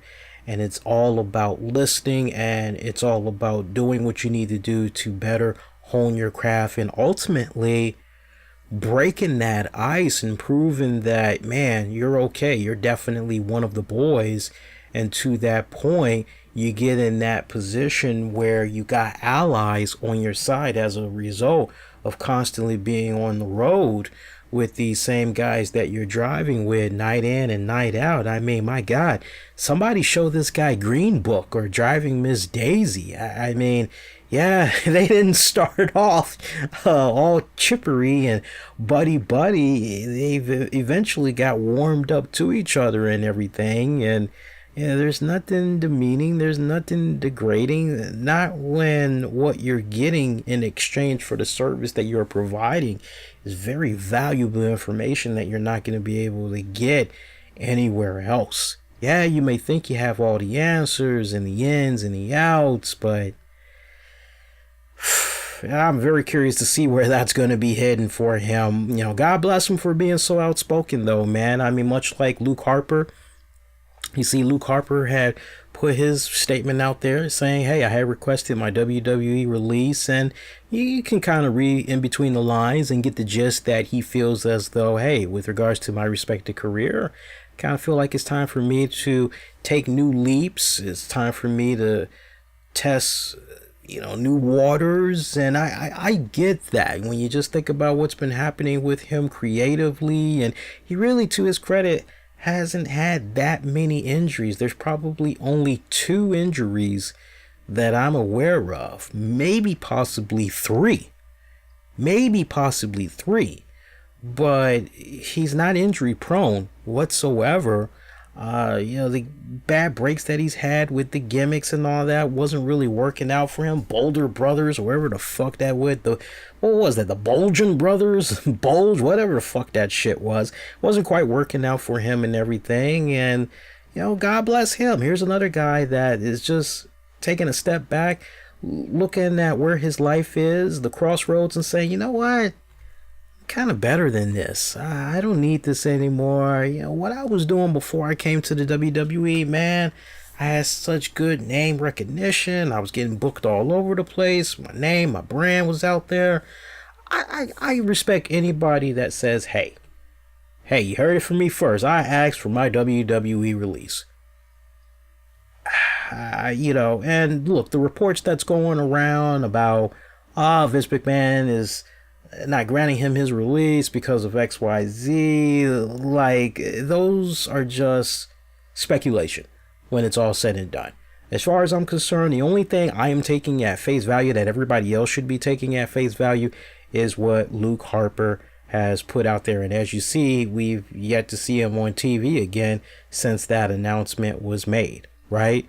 So who knows? Maybe this is just a period right now where powers that be are trying to figure out, well, what exactly are we going to do with him? What can we do with him, if anything at all? And, with regards to Luke Harper, and shout out to Sean, because Sean had reminded me, nobody else did, but Sean had reminded me, hey, dude, Bray Wyatt actually did hold the WWE Championship. It was extremely brief, but he did have the WWE Championship. And like I told you guys, sometimes my memory gets a little bit fuzzy. The older I get, certain things I just can't remember. And the fact that Bray Wyatt was a WWE champion, they missed a golden short window of opportunity to have Bray Wyatt feud with Luke Harper. I mean, when you just think about everything that was going on with the whole divide and conquer that Randy Orton was doing to the Wyatt family, making it implode from within and everything. I mean, you had a golden opportunity to eventually have a situation where Bray Wyatt retains over Randy Orton, right? And then it's like, okay, well, what's next for Bray? You could have easily had Luke Harper slide in there, and the two of those guys just continue to fight. You missed out on a golden opportunity to do one memorable Hell in a Cell, all that shit you could have did with those guys. Now, I'm not saying you missed an opportunity to put the title on Luke Harper. All I'm saying is, as far as elevating Luke Harper's stock, you had a great opportunity to excel and capitalize, and that did not happen. And it's been weird when you just think about the booking that's been happening with Rowan and Harper, but in particular Harper, and it's really unfortunate. All I saw was missed opportunities when I look at Harper, a guy with that type of a unique look, with that type of height, with that type of bulk, not from a bodybuilding standpoint, but just, you get what I'm saying, as far as his body size and everything, the whole intimidation factor and everything. Missed out on a golden opportunity to really capitalize on just all of that and make him a bona fide star. And it's sad. I really hope that for his mental sake, and the creative freedom, I really hope that WWE does the right thing. And why keep somebody tied down to a contract? It's like, okay, because in the real world, let's be honest, in the real world, hey, if you're not liking what you're doing with this job, you're not feeling it, you're more than welcome to put in your notice and roll out. You're more welcome to go find employment elsewhere. Life will go on without you. You are just a gear, in the machine. You're just a cog. We'll be able to replace you, no problem whatsoever. So all of these talents that WWE has under their payroll at the Performance Center and all that in the hundreds, they will be just fine. Next man up, next woman up. That's what it should be all about. Treat it like American Idol. Okay, where's our next star? Plain and simple. Where is our next star? Save some other topics I wanted to get into before we get ready to wrap it up here. Kurt Angle news. Kurt Angle had revealed in a recent interview that he has signed a new deal with the WWE. So much for Kurt Angle. coming on over to Starrcast Weekend. I think a lot of you guys knew that with regards to, deep down inside, with regards to Undertaker and freaking Kurt Angle, I'm sure a lot of you guys kind of knew that, yeah, that's not going to be happening. Not if WWE has anything to say about it. And, I mean, it would have been nice. It would have been nice, but looking back, come on. I think most of us kind of figured, it sounds too good to be true. And sure enough, it was. But Kurt Angle has a new deal with the WWE. There's going to be some potential part-time in-ring work here and there. But it looks like as part of this 5-year deal, what he's really going to be doing is making the transition into being a backstage producer. He's going to do his part in, helping put matches together and all of that. I think he would be phenomenal in that position. And in case you missed it, WWE returns to the Abdullah Sports City Stadium in Saudi Arabia Friday, June the 7th at 8 p.m. So, we're going to have Brock Lesnar, Undertaker, and Goldberg. They all will be wrestling at that event. And a lot of people are doing the guessing as far as who's going to face who, what match is going to be happening, and man, I could put all kinds of really cool, badass ideas out there, kick-ass ideas out there as far as who should face who and everything. But, I personally would love to see Goldberg versus Undertaker. I'm just remembering to that infamous night on Monday Night Raw, and Goldberg was in the middle of the ring. And, he was doing his whole thing with regards to, wanting to get his hands on Brock Lesnar and everything. And I just remember the lights going out and Undertaker was right behind him and the fans were just roaring like a motherfucker. And Goldberg is just standing there and he just twitches his shoulder like he just got goosebumps, like his hair on his back just went up and he's kind of like, shit, what is that chill? Just the way he sold that. Go back and watch that. That was a really powerful and memorable moment. And when he just turned around and it was just eyes locked on Undertaker, it was like, ooh. And I love how the two men just let that soaked in for the crowd to eat up, right? And I mean, the crowd was into that. I wouldn't mind personally seeing Goldberg and Undertaker. I think that would be a damn good matchup. As far as Brock Lesnar goes, I wouldn't mind seeing Brock Lesnar and Braun Strowman go at it one-on-one. Or, hey, let's finally see Bobby Lashley take on Brock Lesnar. That's something I've been wanting to see for a long time. Been one of my ultimate dream matches that I wanted to see when both men at one point were involved in the MMA world and everything. So, they're going to be getting one good ass fucking payday. You see, Mick Foley, he was quoted recently saying, hey, for the right amount of money, I'll come out of retirement. I'll do Saudi Arabia, sure. And, I know Mick Foley's under a lot of scrutiny right now because he used to be one of the most vocal and critical people of the WWE product. And now he is just doing the exact opposite. And, some people can say what they want to say with regards to Mick Foley. Hey, look, I met the man. I thought he was nice. I thought he was awesome and everything. But does it seem very contradiction? Yeah, I will definitely give you guys that. It really, really does. So, hey, shout out to NWA. NWA. I didn't get a chance to talk about this last week. I've been meaning to watch this. I'm hoping I can sit down and watch it this weekend. But NWA, they had the Crockett Cup tournament. And man, oh man, the National Wrestling Alliance, they did the Crockett tournament. They did it out in North Carolina last weekend. And I'm hearing it was a really, really good event. Just to give you guys the quick results. Royce, tongue twister there. Royce. It's Royce. Sorry guys. Royce Isaacs and Thomas Latimer have won the last, what did they win? They won by last eliminating the boys in the wild card Tag Team Royal Crockett Cup qualifier. Bandito and Flip Gordon defeated Guerrero Maya Jr. and Stuka Jr. That was your Crockett Cup first round tag team. Rory Isaacs and Thomas Latimer, they defeated the War Kings. Briscoe Brothers defeated the Rock and Roll Express. Villain Enterprise defeated I can't pronounce that one. I'm gonna skip that one. Allison Kay defeated Santana Garrett. That was a singles match for the vacant NWA Women's Championship. And we had, all right, so all of these was basically okay. You gotta forgive me. I'm like, how do you read this shit? I get it. So basically, when it's all said and done, Royce Isaacs, Thomas, why am I having a tongue twister saying that fucking name tonight? I'm gonna have to do so much editing, it's not even funny, at least for the audio version. Forgive me, guys. And you know what? I know what excuse I can make. It is kind of getting late, so let's go ahead and try to wrap it up.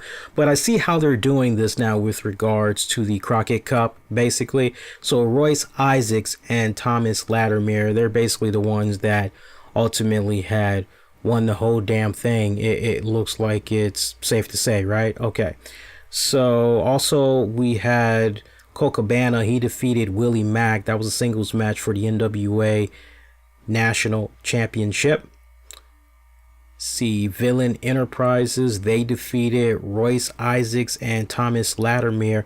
It was the Crockett Cup final tag team match for the vacant NWA World Tag Titles. And Nick Aldis had defeated Marty Scurll for the NWA World Heavyweight Championship. God damn, was that such a fucking tongue twister. I humbly do apologize to you guys. Yeah, I've been meaning to check that out. I got it on the back burner and I'm looking forward to checking that out. And one other thing I wanted to get into before we get ready to wrap this up, I want to give a shout out to Matt Morgan. Matt Morgan, this is awesome, by the way. Matt Morgan was voted unanimously by the Seminole County to become the new mayor of Longwood, Florida. Morgan was elected to Longwood's commission in November 2017. So congrats to him. That is because I know he's been trying to get involved in politics and he's been trying to do his part in helping out in his respective community and everything. And this is something that he's been interested in for some years now. He's been on the side doing podcasting with my good friends over at Wrestling Inc. and everything. I can't help but wonder, what does this mean? As far as the whole podcasting and all that going into the future, is he going to continue to do this, or is that going to be on hiatus for now, or what? But I can't help but really feel happy for the guy. I'm just kind of bummed out because I remember when he was in the WWE and I was expecting big things to happen for him and it did not happen.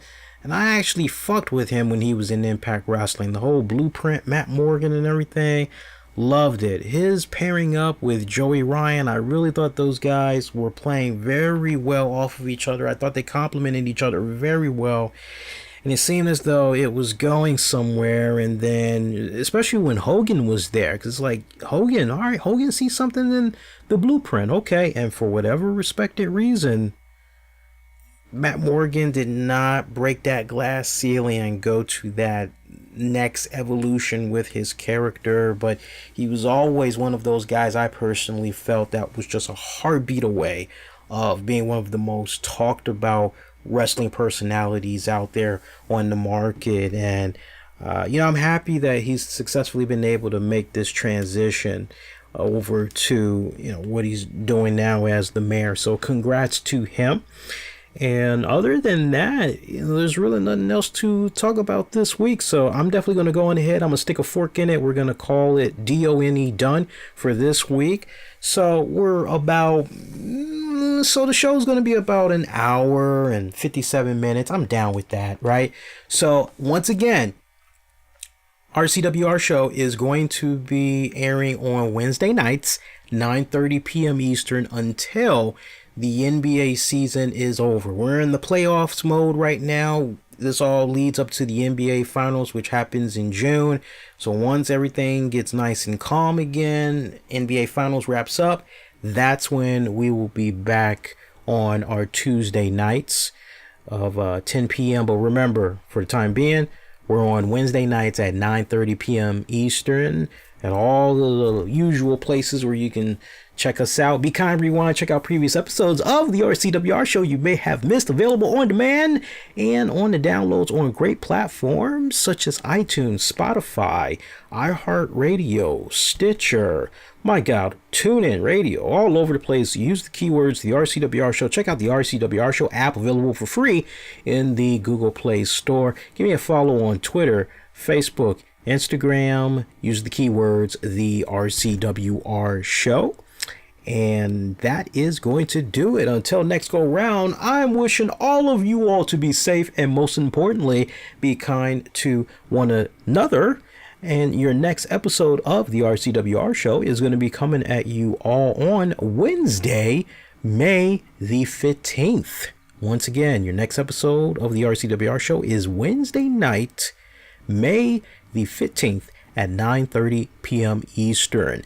Patreon members, be on the lookout. We'll have some content coming for you guys. I think it's going to begin Thursday going into this respected weekend. So be on the lookout. Much love, everybody. See you next go round. Adios.